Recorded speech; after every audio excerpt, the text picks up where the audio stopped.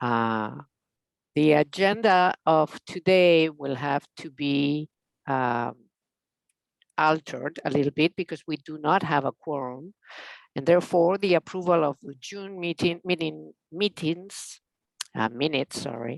will have to be postponed until the September meeting.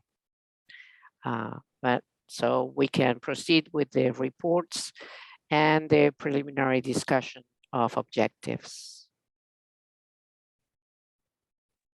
Okay, so if you want to start, Director Emily. Oh, sure. Good evening, everyone. So I will start my report by saying the education outreach rule is officially live on the city website. To date, I think it went live this past Friday. We have received 40 applications, 40 resumes for this position. If you do not have the link to it, please reach out to me so I can send it to you so you can promote it to all of your networks. The second thing I want to say is the referral partnership, which I have mentioned in the past with the Boston Police Civil Rights Unit. The pilot has ended this month, so we have renewed it for a year with the option to basically do like an annual review to review any of like the requirements or tweak anything that needs to be done on an annual basis. But that has been renewed until August 2023 with the same notion that any incident that does not amount to that of a crime or the individual does not want to pursue the matter through BPD or the courts, they will refer the incident to us and we will conduct the investigation.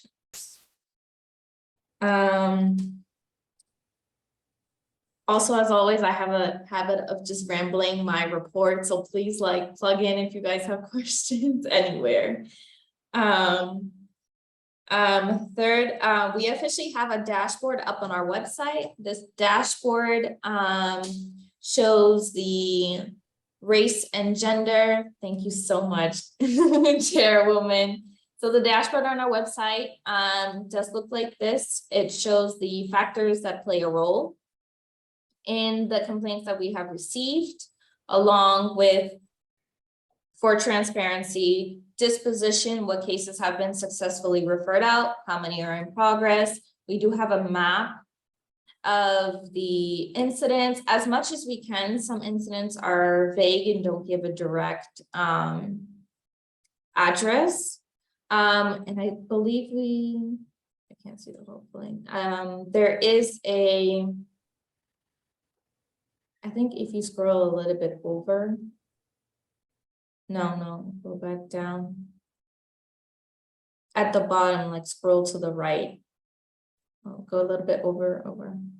Yeah, there's a cursor to scroll to the right. It's at the bottom of the map. Nope, go a little bit up. There's a cursor to scroll to the right of the map. You know how you can scroll up and down? Yeah, there's one on the bottom, so you can scroll left and right too. This one? Nope, go a little bit down. That's it, doesn't go down anymore. No, but you can go over. There's more like to the right. Let me see. Can do it. Can do it. Let me see if I can see it up on my screen. Okay. Let me see if I'm able to share mine. Okay.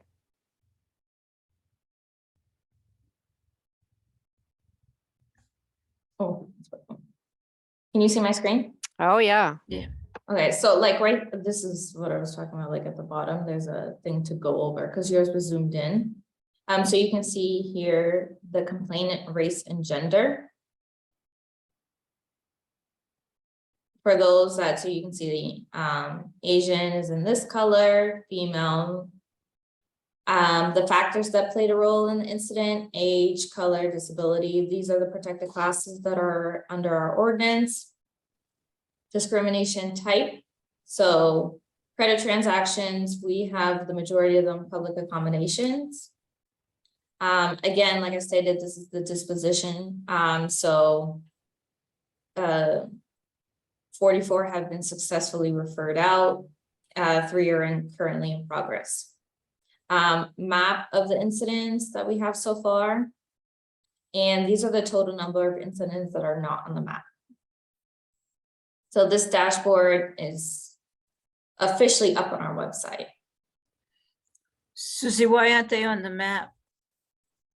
So a couple of them don't give, so every point, like, we've been putting in the actual like longitude and latitude to get it on the map. For these that don't show up on the map, they don't have a specific like location, and I'm trying to figure out how to put it on the map. Okay. But this is what the dashboard is with the complaints that we have received to date. That looks great. Looks amazing. Thank you. I will stop sharing that. Just a technical question. Is this like is this dashboard pulling on a database, or you guys manually putting the information into each section? So it pulls from a spreadsheet. So we update the spreadsheet every time we get a new intake. And we did that so that we can monitor what actually gets shown on the dashboard, because we obviously don't want all the information that we receive on the dashboard. So we created a That's right. separate kind of spreadsheet with just these areas. So Amber goes in every time she gets a new form and it automatically updates the dashboard. Great, thank you.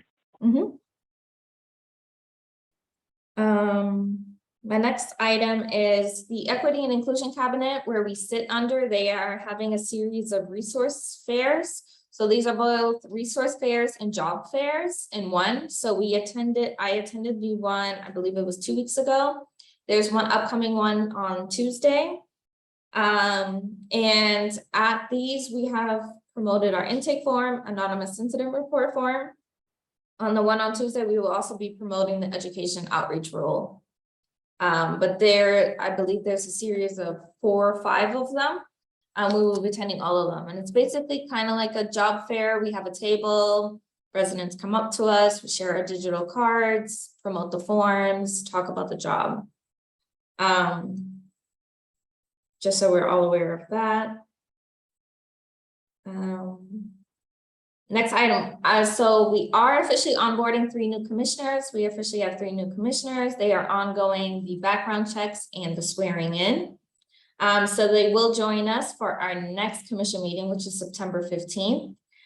And I will wait till then for them to introduce themselves. So I won't share any secrets of names, but we do have officially 3 new commissioners. Let me see what else I have next.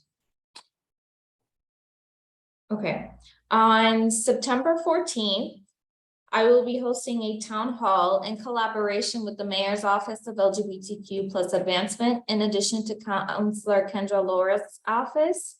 Right after this call, I will share, because it was just finalized like literally 30 minutes ago, the flyer for it. The purpose of this is to provide an open and safe space for all that identify as LGBTQ+ to speak to their experiences with hate incidents in Boston. We are allowed, there is on the flyer, you will see that individuals can sign up to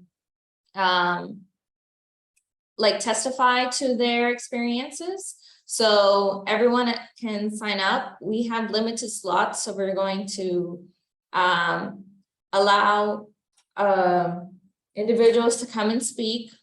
And we're also going to have a brief debrief session in the middle of the testimonials, just to give a kind of like breathing techniques, because this is a very stressful and you don't want to re-traumatize individuals when they're speaking about their experiences. So this will happen on September 14th at 6 p.m. via Zoom. And I will again share the flyer with you so you can help promote it and attend it if you can.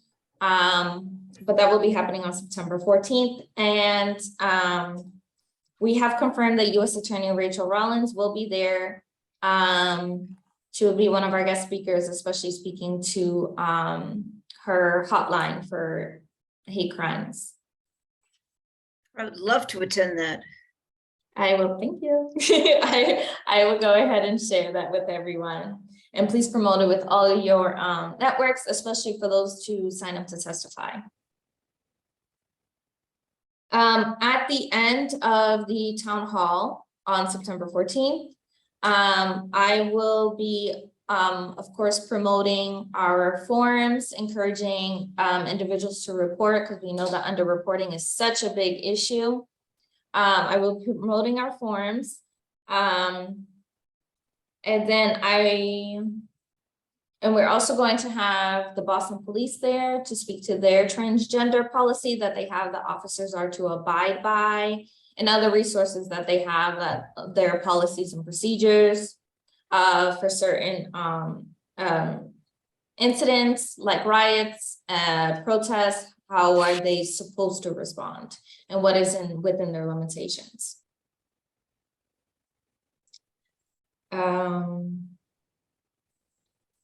Next, I know I've mentioned it in the past, but I am still in the process of developing an anti-hate campaign. So there are two parts to this anti-hate campaign. The first will be of a coalition. Coalition, again, thinking about every stakeholder you can think of, from academia to advocacy groups to public health to law enforcement to legal, to speak to the current, it's really sad to say, the current trends of hate crimes and incidents that have been happening in Boston, and center their discussions around prevention, deterrence, after action plans that can happen. The second part of the anti-hate campaign will be that of outreach and education. So what is a hate crime? What is a hate incident? How does that differ from discrimination? In doing this, when I say education outreach, I mean literally going into everywhere from BCYF centers to faith centers. We're trying to identify the top, for example, like 5 religion denominators in Boston, and seeing, okay, which mosques should we go to, which synagogues should we go to, and with the onboarding of the education outreach manager, who will join our team by the end of September, then we're going to really start kicking this off with the creation of the flyers, posters, any training material that we might need, along with obviously everywhere we go, promoting our intake form and a non-officer report form, and stressing the importance of reporting, because you can't help if you don't know what's going on. But I will, of course, speak to more about this when I have more information, hopefully, most likely by the next commission meeting. But that's what I can share right now. Last but not least, I'm officially going on vacation. I will be leaving next Wednesday, and I will be out until my first day back will be September 12th. So I will be out of the office with no access to email, but I will be going on vacation. But I will be here in time for the new commissioners and the next commission meeting and the town hall, which I all apparently planned like 2 days after I come back, but that's totally fine. That is all I have on my end. Excellent. Anybody, and or Robert, any? Thank you very much, Susie. Very excited to have the town hall and the anti-hate campaign kicking off. I think those are very important things to do, especially in my network here in JP. There was a lot of concern over hate of neo-Nazis, and so for us to be proactive, I think is very important. Absolutely, I agree. Robert? I didn't know people went on vacations, but other way.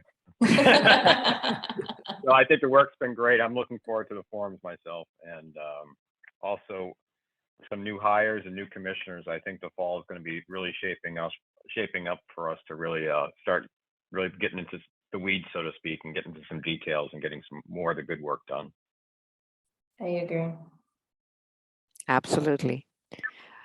Okay, so my report would be short, although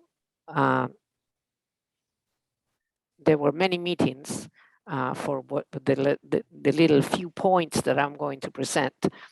On July 28th, I met with a representative of the Lorraine Greeno House in JP. And this person and I talked for a long time about a hate incident that took place the week before during one of the events, the Drag Queen Story Hour. Following that conversation, I communicated and shared my findings with Director Helmy and with Chief Solis Cervera. And we tried to set up an emergency public hearing regarding hate incidents in general in Boston. However, we could not because it was August and there was no quorum, something that has been an obstacle for us in the past few months, but will end in September with the addition of 3 more commissioners. In any case, we did try and we met several times, but it was not possible to prepare a hearing. And my second point is to inform that Talia Beberos Weara and Lilo Altali, both doctoral students at the Human Rights Program at UMass Boston, will continue conducting research for the Commission under the supervision of their academic advisor, Professor Sintiso Nisi Wicks, and myself. Due to the increase in hate incidents in our city, we will be turning our attention to this matter.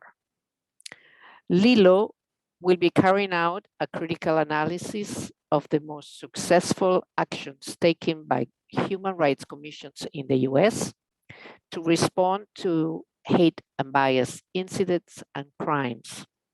He will be paying special attention to reporting channels and the reporting issues, data analysis, prevention and deterrence efforts, and collaboration with agencies and nonprofits in other US cities. In the meantime, Talia will carry out a critical analysis of hate and bias incidents and crimes reported in the state of Massachusetts in the past 3 to 5 years, with special attention to the city of Boston.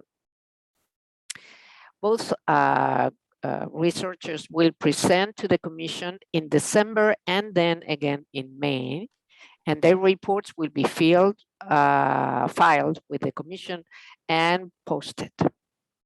And that is my report. So I don't know if you have any questions or any comments about it, but basically we are moving our attention to hate incidents in the city of Boston with both the events that the director is preparing and the research that the interns are going to be carrying out.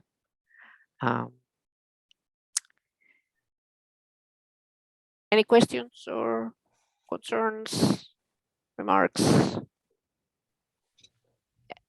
If not, we can move, if we so choose, to start a preliminary discussion on objectives for the new year 2022-2023, with the understanding, of course, that there are 4 other commissioners that will be present in the September meeting, and so this would be our a very limited discussion. But if any of you has any idea or concern or want to start talking about goals for the Commission for next year, please go ahead. Robert or Anne? I guess one of my overall thoughts, and I think it's important that we also continue this conversation when there's more people at the table, so to speak. But I am interested, and I think that we're getting to the point where we can handle more of the complaints coming in and documentation. Because one of my concerns, if we look at our national trends and some of the reporting that's even happened in our region, it seems like the numbers are going up significantly higher than our internal, or the complaints coming into us are coming in. So I'd like to see if we could start generally moving the needle, and I think that's already happening. But just as we do more outreach and we figure more ways to open the dialogue with different communities, my assumption being that the amount of complaints will go up. But just looking at just a simple search online, looking at the anti-defamation leagues numbers compared to ours, it just seems like there's a little bit of a disconnect. But I think that's also because, again, this is something that's been starting up and it's a process. So I think we're heading in the right direction, but I would just anticipate that, I would hope a year from now, I hate to say it, but I hope a year from now, our numbers more reflect other data sets. I'd like to see them all go down universally, but if theirs are up and ours aren't up, I just feel like we're missing something there. So that's just one of those data set questions. Yeah, we could be missing something, or we could have not been targeted until later. I think and I guess it depends on what category of hate crimes. I think certainly the neo-Nazis, I think they didn't start really zoning in on Boston until the July 4th. And now I feel like those numbers, they're gonna keep coming after us. So those numbers will go up. I try to look on the bright side. I'm hoping that perhaps in other areas, since we do have, the Mass Commission on Discrimination, we do have things around housing issues, that perhaps those numbers are not getting reported to us, but are going to the other agencies.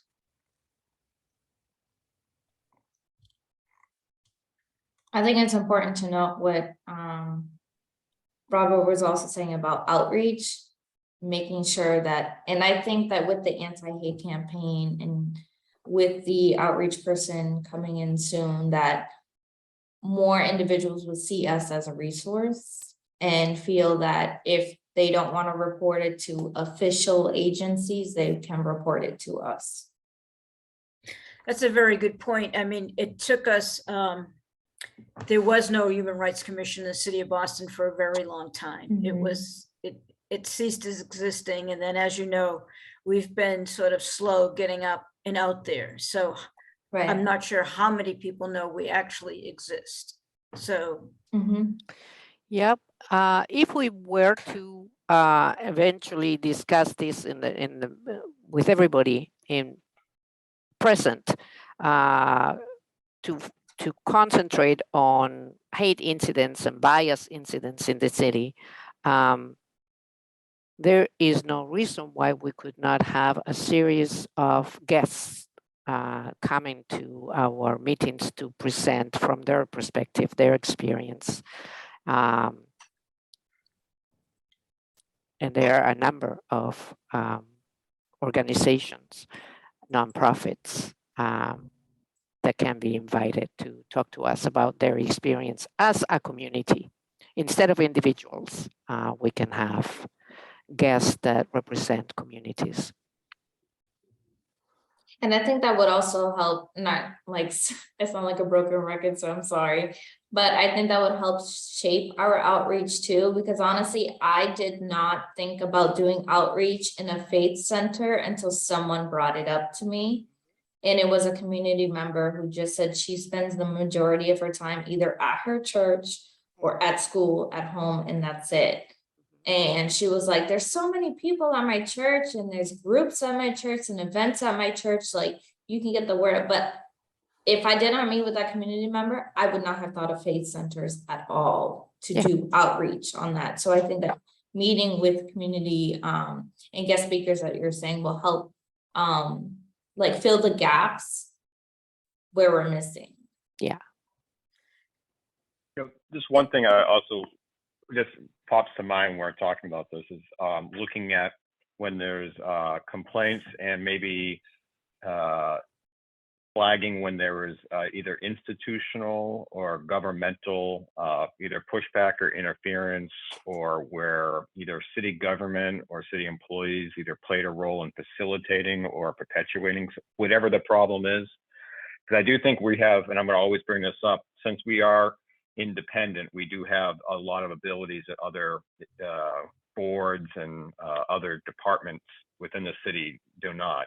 So I do like the idea of just highlighting or looking at if someone comes to us and say, well, I tried complaining at the library about this issue and it didn't go anywhere, so I'm coming to you. I think we should flag that someone brought to our attention a systematic or a structural issue.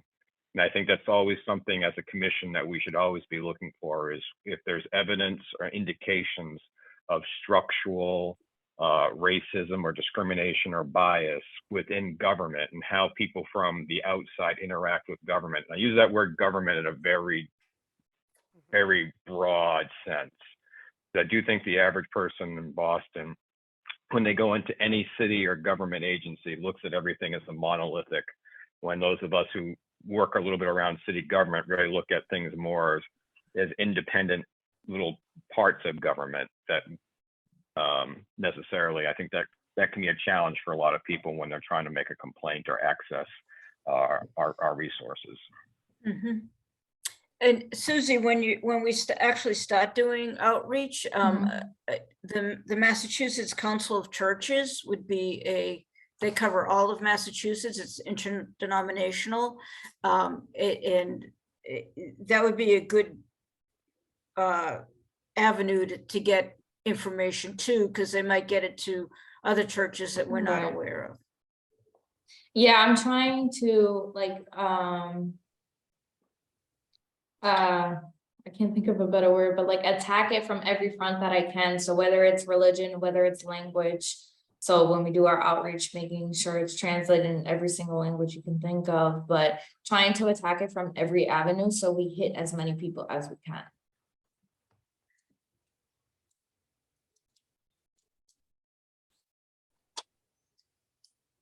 I think I will start compiling in my head a list of people that would be good guests for next year, and that can help us then introduce the work of the commission into their communities. So to help the efforts that Susie and her team are doing and amplify those through our own meetings. Is there any other, so clearly I think everybody has turned their attention to hate events, but is there any other issue or goal that you think should be front and center of our work for next year?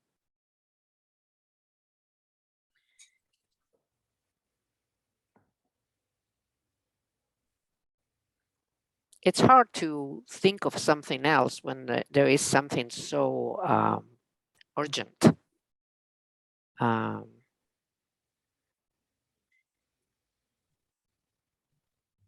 all encompassing, because it's, hate against immigrants, against LGBTQ, against people of color. So hate is kind of all encompassing. I don't, when we first came up with our priorities 3 years ago, immigrants was a big issue. I don't want us to lose sight of that. I don't want that to fall through the cracks. No, and it will not. I can tell you that. And that is one of the, in my list of people, I have several names of people who represent immigrant communities across Boston. immigrant and refugee communities across Boston. So I am afraid we will have to postpone some of the work that we were already doing in terms of internet equity, et cetera, if we want to concentrate on this matter. But I'll also be looking forward to hearing what the new commissioners would think, that if they think there are certain other issues that we could be working on at the same time. We will continue meeting once a month, and hopefully after this one hire, Susie will be able to do another hire sometime soon. And the office will be getting stronger and stronger, as well as the commission. And I think once we've already advanced an incredibly amount in 2 months, we've done the work of 2 years in 2 months, I think. I have never had so many meetings in my whole life, and I work in academia, so that should tell you. But it is working. And so I am very optimistic that the commission is ready to start tackling this issue modestly at the beginning, but I think with the help of the new hire, the new commissioners, and the research done by the ongoing researcher, we're going to have a lot to show by the end of the year. I don't know if there is anything else. I think we can actually entertain a motion to adjourn. That's the only, according to our bylaws, is the only motion that we can entertain without a quorum. Do I hear a motion to adjourn? Do we have to open up for public comments? There is no public. No public, No okay. No public. sorry. There is no Motion to public. adjourn. Okay, and then Second. second, okay, so all in favor? So Susie, have a great vacation. Thank you so much. And thank you. a Anne. well-earned vacation, I'll point Thank out. you very much. Thank you very much. Thank you very much, Anne Thank you, everyone. and Robert, for your support. Thank you. Thank you. Have a good evening, everyone. Be safe, Bye-bye. everyone. See you next month. You too. Bye-bye.